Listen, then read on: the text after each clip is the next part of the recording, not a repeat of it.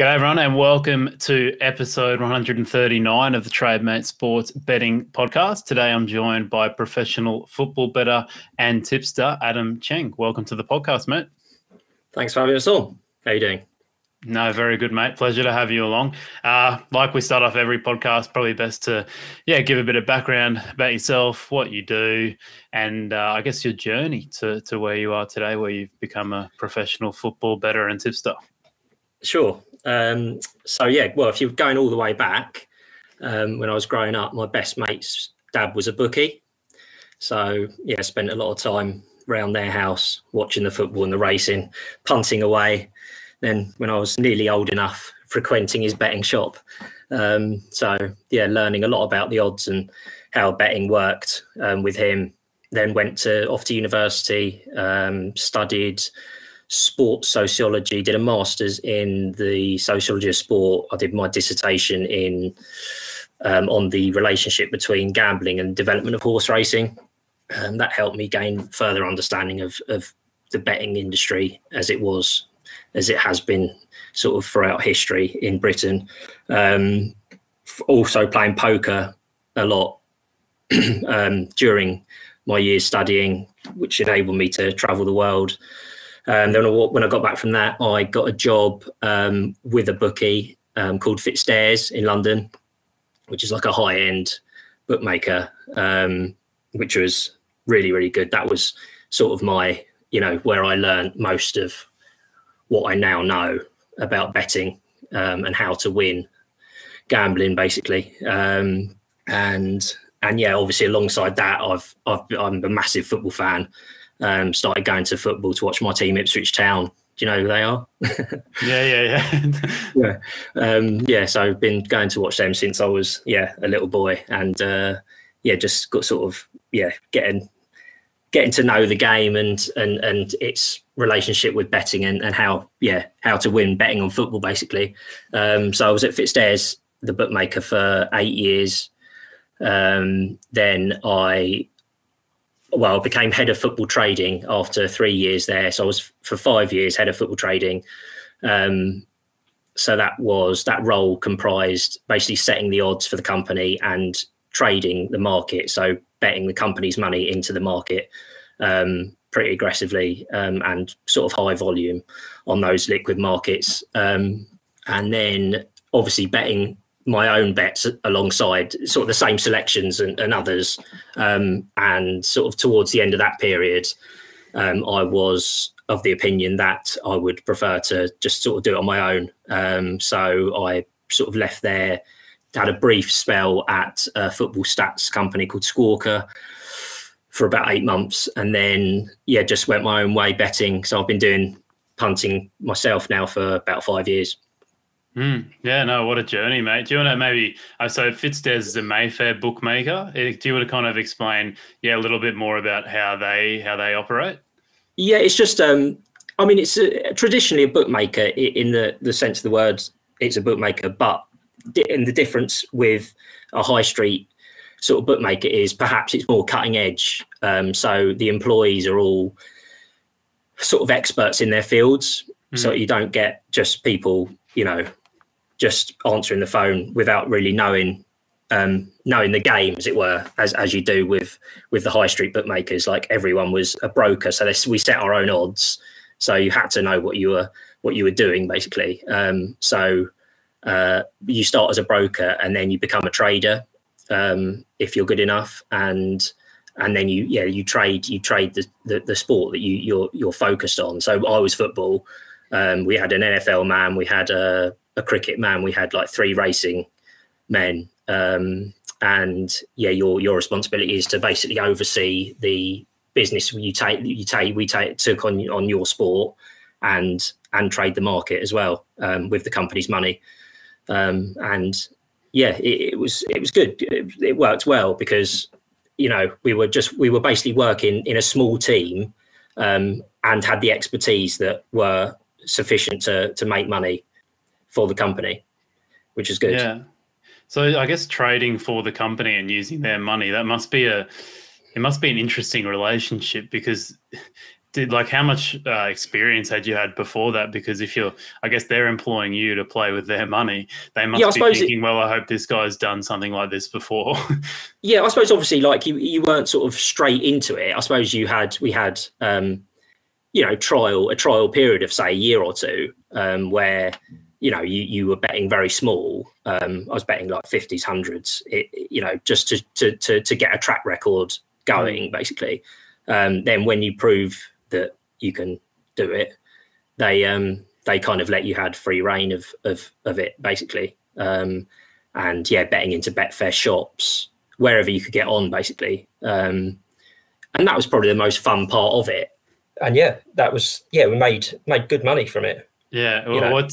Did you learn? Is there anything like, I guess, that surprised or shocked you about going to I guess the other side of the fence? And I mean, I guess they're a bookmaker, but also basically exactly, both sides of the window, sort of thing. Yeah, I mean, obviously, when I joined, the biggest sort of shock and enjoyment of that, that early period was the fact that it really was like a trading room, like you see like the city trading rooms in the films where they're sort of shouting at each other and like it's everything's quite cutthroat. That was really enjoyable. Like you had to be on it the whole time, and you sort of got to understand how prices are so sensitive and move so quickly. You've just got to be sort of on the ball the whole time with it. Because the other thing with Fitstairs which is quite interesting, is that the clients are unique in terms of they're kind of a lot were like high net worth individuals or trade clients. So a lot of the bets we were taking were big in volume, and so you had to make sure that it was a very fine line between winning and losing in terms of the price you were offering, because that was the responsibility to basically quote the right price to those punters, and also to trade that trade money. So a lot of the punters were winning punters, so we had to limit them where necessary, quote the right price, hedge the bets, and then trade basically off the back of those bets as well. So that's obviously the difference between that kind of, and it was all over the phone as well. So you didn't really have much recreational sort of small punting there. It was all quite sort of aggressive and that was what made it fun, I suppose, and what made it how it was basically how I learned how to make money betting on football. Yeah, because the pressure was such that you had to be precise with everything, with the prices and with your bets. No, it must have been a wonderful experience, mate. If you don't mind me asking, how does it work in terms of your salary? Do you get like a base salary and then like, I guess, performance bonuses or whatever, or is it exactly right? Yeah. So it was. So I think there were it's going back a few years now, but I think there was sort of three parts of it. So there was a basic salary, and then you got a commission on the money that the company made on your sport. So everything we made on football, I got like a small cut of, and then you got your commission on your own trading. So you were given a pot of money to spend punting, basically however you saw fit. And I think that was probably the most sort of lucrative sort of part of it. Yeah, the cut that I got from that part of it. Yeah. Nice. And then obviously I was punting myself on the side as well. But it got to the stage where I was taking up too much of my time basically for the company. I just thought if I concentrate more on my own stuff, I can do it from home and not have to worry about the bets that we're laying. Do you know what I mean? I just felt sticking like to one side of the fence. yeah, exactly. Yeah, I just preferred that, to be honest. Yeah. Yeah, no, I mean, it must, like I said before, it would have been a terrific experience kind of playing both sides. What was it like going from basically being like free rolled into like your betting's free rolled into going to, professional side of things where you're using your money? Was it a different kind of emotional journey, I guess? It's kind of similar because you're being basically in the job, you're being judged on the pressure's almost more in the job because you're betting with other people, betting with company money. Whereas when you're betting yourself, obviously the personal pressure is more because you need to make money to make a living, but it is just you. And so, yeah, it's maybe more relaxed than when you're in and it's like, for example, I'd probably have more bets when I was working it for the company because, I just wanted to keep it going. Whereas for myself, I can just like have a week off if I want to. Do you know what I mean? It doesn't really matter. So yeah, that's probably the difference. But yeah, I was definitely ready to do it myself. Yeah, nice. At the end of that. Yeah. What's your process, mate, in general? Do you have like models? Do you kind of focus on market movements, or are you making your own prices? Maybe just give us a brief overview of how you work. Maybe if you work, I assume you're working solo. Yeah, I'm working solo. Yeah. So I basically watch. It's what I see, and it's a bit of both. It's what I see and some numbers. So I do my own numbers on like prop stuff, so like player stuff, and like things like corners and cards. I've got my own sort of numbers on that stuff, but that's like a starting point. So I use it as a starting point. The main thing is like feel, context, like watching every game, and that's where I feel the edge is now, because I feel that the market has basically got all that stuff. So you need your own, you need to spot things that like other people haven't spotted to keep that edge. Do you know what I mean? And just using like numbers, anyone can see that, everyone can see those numbers. I mean, obviously you can have models which other people don't, but the sharp moneys have got models that are, that are very advanced. So, to compete with them is difficult. So that's why I just feel like I watch games and try and just maybe go against the market almost, and just see, obviously like tactics, like teams' tactics, managers and histories and stuff come into it, as well as numbers of recent games. Yeah, it's all sort of considered, but I would say like this, my biggest edge is basically what I see. Because I guess if you go to the modeling side of things, you're basically going solo against Star Lizard. You're going solo against Matthew Benham. I can't remember what his syndicate's called, but I mean, it must be very hard to find an edge. Do you know of anyone kind of that works in a similar kind of vein as you that just models football? I've got a couple of mates that model stuff, and they each to their own. They do well as well. Like they win money punting on the football as well. But yeah, my edge has always been like what I see and stuff, rather than, as I said, I've got my numbers that I use more for the prop stuff. But in terms of like 90-minute market, 1x2 and sort of over under goals and corners and stuff, that's it's more how I see it, rather than context rather than models. Yeah. Can you kind of explain how you've been able to like basically get an edge in betting just from watching games? Because most people will listen to this, or at least a lot of people will listen to this, who haven't spent too much time betting but have spent millions of hours watching football, and say, well, if this bloke's just got an edge through watching football, like why can't I do this myself? Well, you can have that. You should have that edge. However, you need to that's obviously half of it, is to be an expert in that sport, and to be a good predictor of what's going to happen. But the other half is to understand how that relates to prices, like being able to know what price is a value bet, basically. Like you might think that Manchester United are going to win, but what price, which might be correct, but what price do you think they should be is what's important. And what price are you getting? And it's a fine line, as I said. And that's, I suppose, the years of experience that I've had in the industry, like built that up. What probability is something to happen, and what price are you? What are you getting for your money?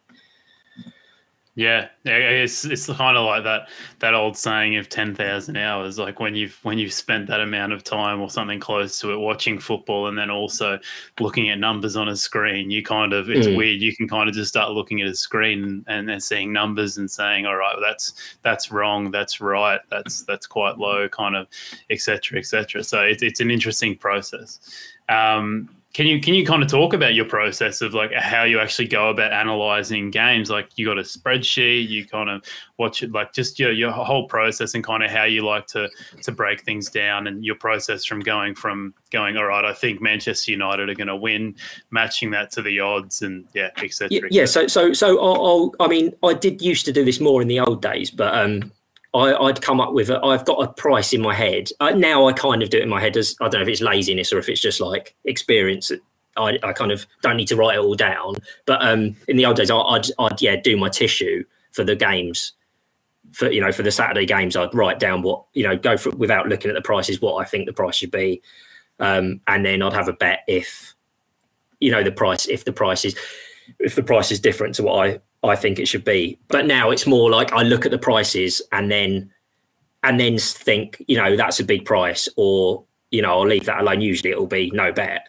But I usually don't got to, that's the thing, is all that stuff is I feel like I'm spending so much time every week on this stuff, like watching the games, doing my numbers, that I haven't got time also to do this other stuff, like doing a tissue, for example. It just takes up too much to, like, when there's no need for it. Kind of, it's the same as like doing, I'm sure we'll come to this later, but like a P&L, like, and recording what price you're taking, like doing a bet sheet. Basically, I used to do a bet sheet, and I just felt like it was, because I was having quite a few bets, it was just taking so much time to write everything down, and like write down the closing line and the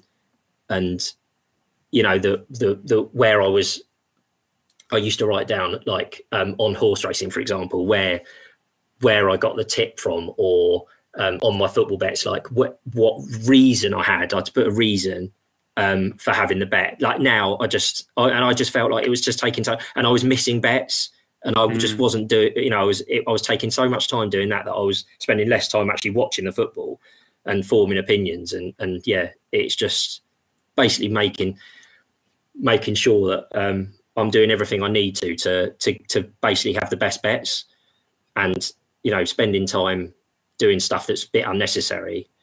Now that I've got that experience is like, is something that I've kind of changed over the years. Yeah. And what leagues are you focusing on, mate? What leagues? So it's basically leagues that I can see. So Premier League, Championship, a bit of League One and League Two, and then like Champions League, a bit of Europa League, and then it'll be World Cups and Euros, and that's about it, basically. Because they're the ones that are liquid, so they're the ones you can actually get a bet on, and also they offer more markets, so they offer the bets on the corners and the players and that.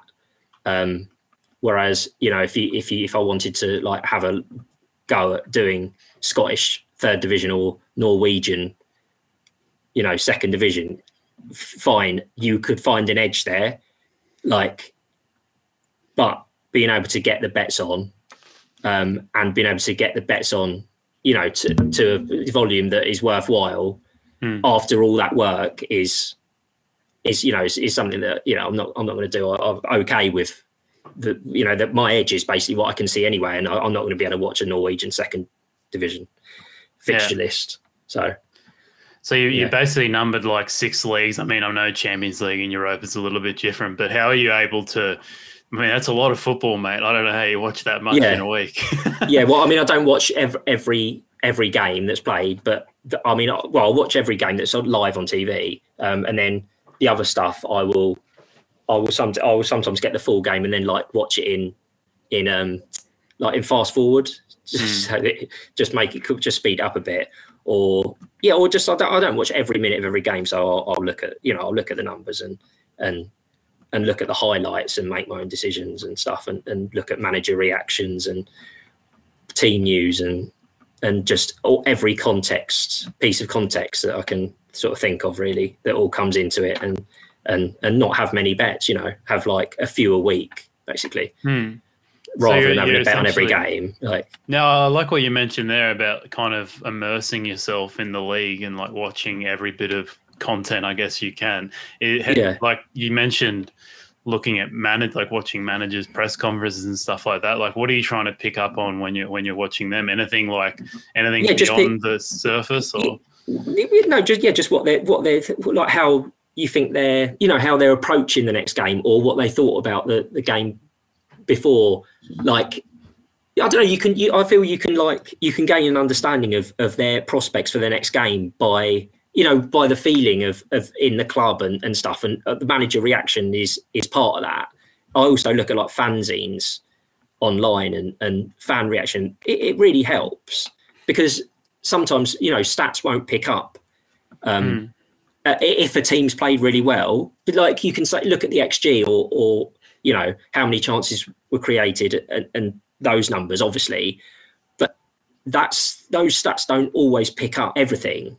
So you can look at that, but you can also look at, fan like opinion, not biased stuff, but reasoned fan opinion that you trust, or manager opinion or anything like that will maybe help you sort of see where a team has been unlucky or a bit lucky, or feelings over certain players and stuff. It's quite detailed, I suppose, becomes. But yeah, I think it's just trying to get an edge wherever you can, I guess. Yeah. I think it's so interesting, because we're in the era of data, aren't we? And it almost like we kind of touched on this before, but it feels like you can almost ignore all the data at the moment, and because that's already in the odds. Like, by the time you go to log on Tuesday morning before a game of Champions League fixtures, it's like the stats are already in there, like the XG, the supremacy, all this kind of stuff. It's already in exactly. There. Like, it's all in the price. Exactly. You need to find something that Jurgen Klopp said at a random press conference, or you need to find little weird things like that. All these kind of soft factors. Yeah. So I think. I mean, do you think this is? I guess I think you touched on this before, but do you think this is kind of like the new wave of ways people are going to have to approach their betting? Because, like, building a model's hard enough, but then you've got to build a model that's better than Star Lizard and stuff like that. Exactly. Yeah. And that's impossible. Exactly. It is impossible. Yeah. Exactly. You're competing with them, which you're not going to, you're not going to be, because they're they're sharp, and they've got, they're moving markets, and so you've just got to find your way of doing it, and the clue. You've got to find clues that only you're finding, basically. Yeah. So then, when you go to, like, I guess, measure the success of your bets, if do you think like these soft factors or things that you're looking for end up actually getting factored into the price, so that when you're looking at closing lines and stuff like that, do you pay much attention to them, because you're like, well, I didn't beat the market, but the market wasn't even looking at what I was looking at, if you get what I mean? Yeah, I mean, no. Overall, I'm not disputing the fact that you've got to beat the closing line on a long term pro.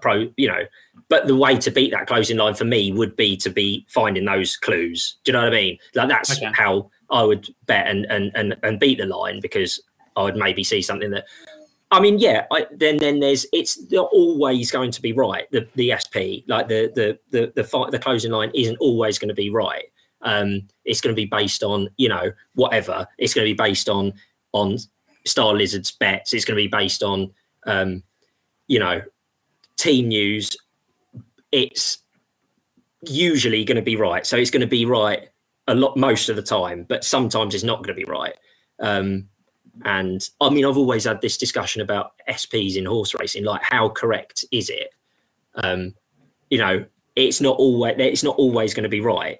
So you've just got to hope that you take advantage when it's, where you don't, you can win when you're matching the, when you're betting at the closing line price. Like, you can still win at that, but obviously you wouldn't all the time, but there are occasions when you can. Yeah, like when you're going back on a Monday morning and looking at your results, and you've picked 10 out of 10 winners, let's say, but all 10 of them have been beaten by the closing line, or haven't beaten the closing line. Sorry, how do you how do you approach that? And is it something that you're, I don't know, maybe more stressful about rather than when you lose 10 bets and they all beat the closing line? Yeah, I mean, obviously, like, obviously I know you need to beat the closing line. That is the bottom line. As I said, but I'm happy to have winners that don't beat the closing line. Funny that. Your player props betting, mate. Do you kind of talk through your process a bit more there, and how you come up with your prices on player props? Yeah, I mean, it's pretty soft book stuff. So you're not going to get massive amounts of volume on it. But yeah, I mean, basically it's Bet365 are the ones that do the passes. Well, I mean, a few of them do it, but 365s are the best ones because they do under and over. So let's say how many passes a player's going to attempt in a game. And yeah, it's basically like, so one employee or a group of their employees are pricing that market up. So they're coming up with a line of a player to make a number of passes over or under. And so it's basically you v them. And that is why, we can pick and choose as well. Like they're pricing up 4 or 5 per live game. Every game that's live on TV is priced up on the player passes and the player shots. So we can pick and choose. So we don't have to bet every game. We can pick and choose them. So it's basically an us v them. So it's us against the traders there. Yeah, usually the passes, there's more certainty as well because there's more of them. So like I do shots. I mean, I can do shots, passes, and fouls. And that's basically, it's all based on the numbers, but the passes are the best ones because there's more of them. So like it's more certainty, if you see what I mean. Okay. Yeah. I guess, bigger sample means more accurate results. Yeah, exactly. Yeah. And that's probably, that market is probably my biggest success. Yeah. Which is interesting because the margins on those player passes markets are pretty bloody big. Yeah. But even then, like you say that, but like it's easy to win on them. Like they get them wrong a lot. In other words, there's a reason why there's a big margin on them. Yeah, exactly right. Yeah, it should be even bigger, really. Do you struggle to keep accounts on these player prop markets? Because I mean, it seems to be like a general narrative that if you player props. Yeah, I mean, the thing is, it does give you the fact that they're always on the top level games. It gives you a bit more rope. So because it's Premier League and Champions League, like, and also obviously like you're putting through like stuff that looks like mug betting as well. To dilute the stuff on the players. So yeah, that kind of hides it. Do you know what I mean? If if you're getting like 600 quid on a player passes and then having $3,000 on a 1x2, like that player passes bet is hidden a bit, which helps to keep accounts. But yeah, I mean, obviously you can't get. I wouldn't be able to get as big a bet that I would like on those player passes, but it's kind of fine. It's fine. Obviously, I'll go through quite a few accounts, but it's okay. Like they take a big enough bet for it to be, for it to be more than worthwhile, and for it to be really like pushing up my profit number for the year. Yeah, so you're using more of a stats based approach for the player props.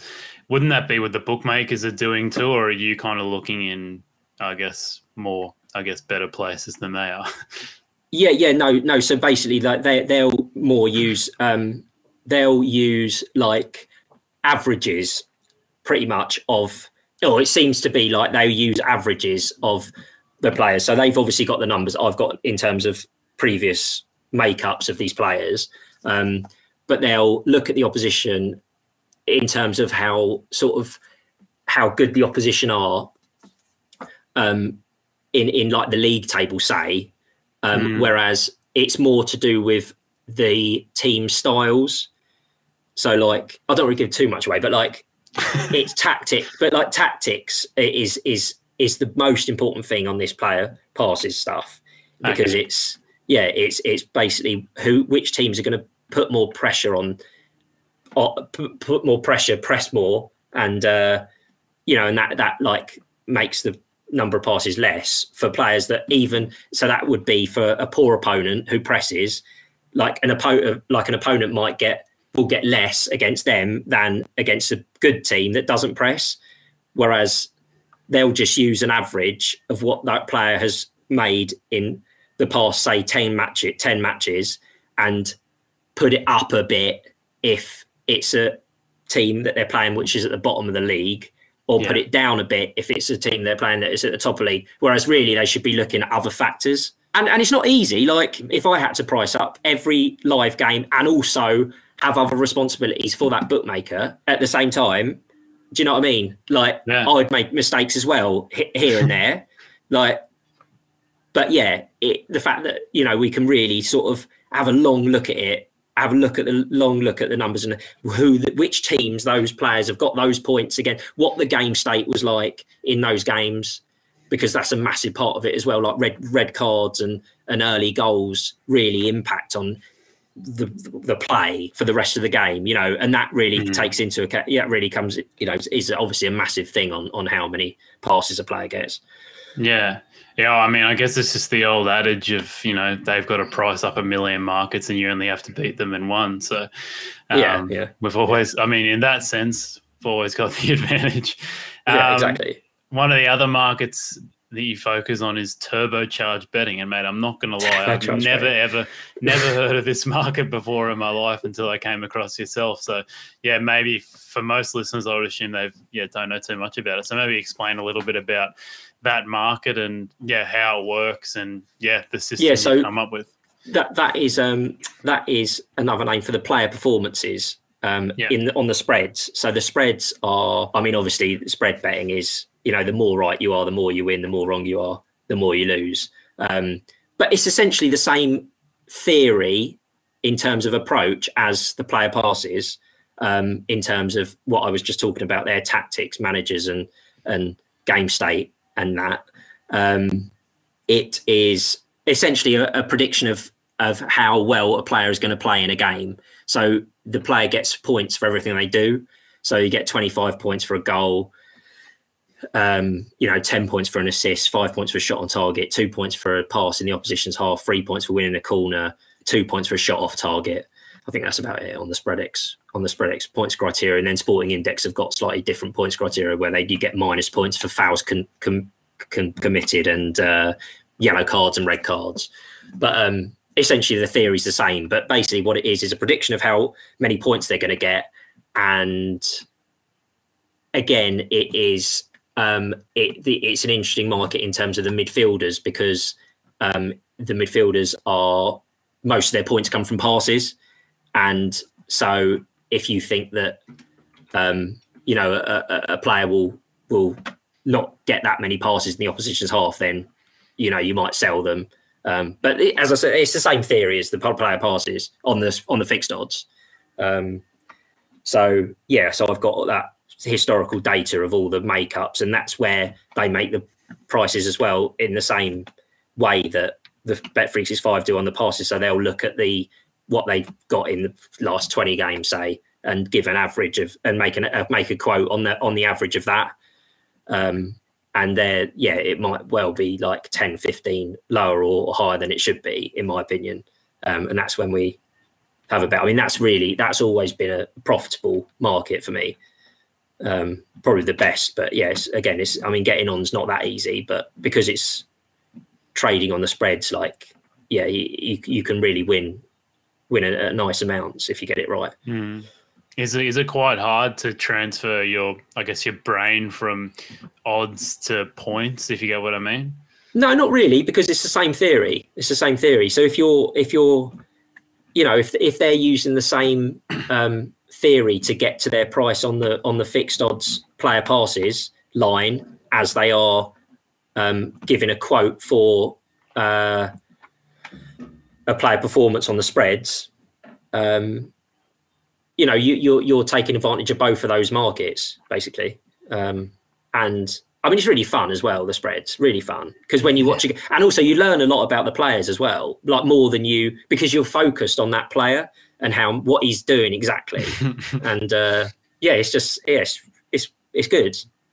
It really like makes you sort of realise like the best players from the not so good players that you wouldn't have otherwise known if you hadn't have had a bet on that market. yeah, no, that's a good point. Well, I mean, there must be some big swings too. I mean, I don't know how it works, but especially if you've maybe got the unders. I mean, unders or overs on a player who gets injured early. Like, I mean, that's huge, obviously. Like, but that's obviously an outlier. That will be like just unlucky if a player gets injured. But yeah, there'll be like or a red card. A red card is massive for those performance bets because if the team with 11 men will always have a lot more possession than a team with 10 men, almost whoever the teams are. So if you've sold a low quote and and the other team have a player sent off, then you're going to be on the back foot basically, and they could make up a big amount, and that would be a big loss. But you could generally speak, as with all betting, it's like a long-term process. Like if you're doing having the same theory, making the bets, then you can take one or two in a season where you get bad luck, like an injury or a red card that really gives you a big loss on that game. Over time, over a season, you're going to make money on that using those techniques. And then the two bookies that do this are SpreadX, and what was the other one? Yeah, SpreadX and Sporting Index. Sporting Index, okay, yeah. Do you think like fantasy players could make a really easy, transition to this kind of betting? Because probably. I suppose it's the same similar sort of thing. Yeah, exactly. Yeah, exactly. It's a similar sort of thing. But the fantasy stuff is I suppose so. Yeah, as long as you're good at it, stuff is very like where they look at everything. Those fantasy games that look at everything, look at everything they do, like all the passes and I know the NFL, those markets. There's a lot of that stuff, isn't there, out there? I'm not completely familiar with it, but I suppose it's the same sort of theory as that. Yeah. How do those bookmakers operate? Are they pretty similar to soft bookmakers in the sense that they'll eventually get limited, or are they more willing to take a bet?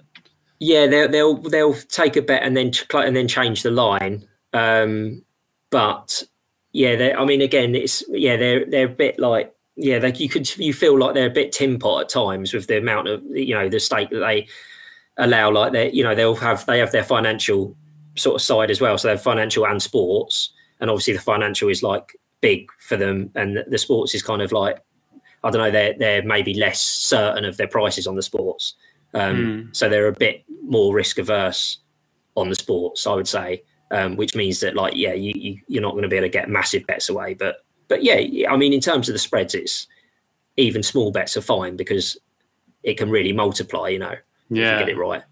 So they do move the line pretty quickly. Yeah, they'll move the line. Yeah, if I have a bet, they know it's from me or from a sharp punter. They'll take a few quid and then move it immediately. And then it might still be a bet, and then they'll move it again. But or they'll restrict you, even more. But it's just it's like with all betting, it's just like a scramble to get on what you can, basically. Yeah, I know. It's funny how the hardest part sometimes is actually placing the bet rather than coming the winners. Finding the winners is easy. It's getting them on. It's getting them on that's the difficult part. Yeah, it's a nightmare, mate.